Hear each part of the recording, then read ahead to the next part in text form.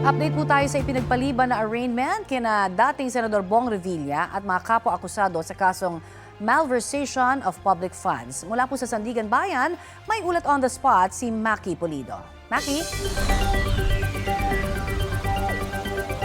Sa ngayon, Connie, ay nandun pa rin sa loob ng korte ng Sandigan Bayan 3rd Division. Sina dating Senator Bong Revilla at kanyang mga kapwa-akusado. Actually, nagla-lunch na lamang sila. Tapos na yung pagdinig dito sa 3rd Division.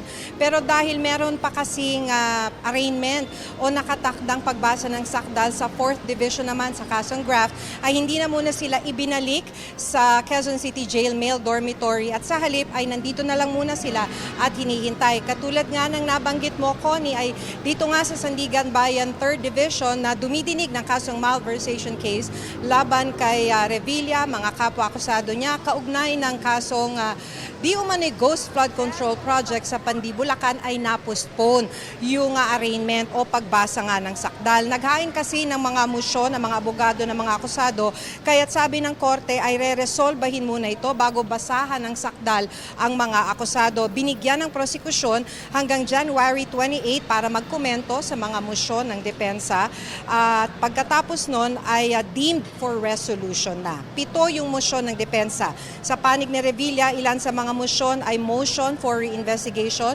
o ibalik yung kaso para muling maimbestigahan ng ombudsman. Hinihingi rin nila to quash the information o ibasura yung kaso. Hinihingi rin nila na maisailalim si Revilla sa kustodiya ng PNP sa halip na sa BJMP.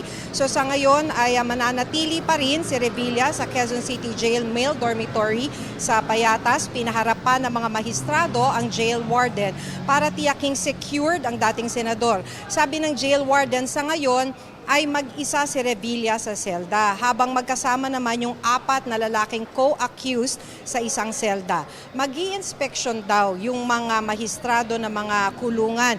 Gusto rin daw nilang makita ang kalagayan di lamang ng mga akusado dito sa flood control case, kundi ng ibang mga persons deprived of liberty. Dumating si Revilla sa Sandigan Bayan kaninang umaga, mga around 8 o'clock in the morning na naka-yellow t-shirt at brown pants. Ito yung uniforme ng mga PDL sa kustodiya ng BJMP. Naka-handcuff din si Revilla, ang dating senador, pagdating niya ng Sandigan Bayan. Tinanggal na lamang ang handcuff na ito sa loob ng korte. So katulad ng sinabi ko ngayon, kanina, Connie, ay nasa loob lamang ngayon ng korte ng 3rd Division. Itong si Revilla kasamang ibang mga kapwa-akusado.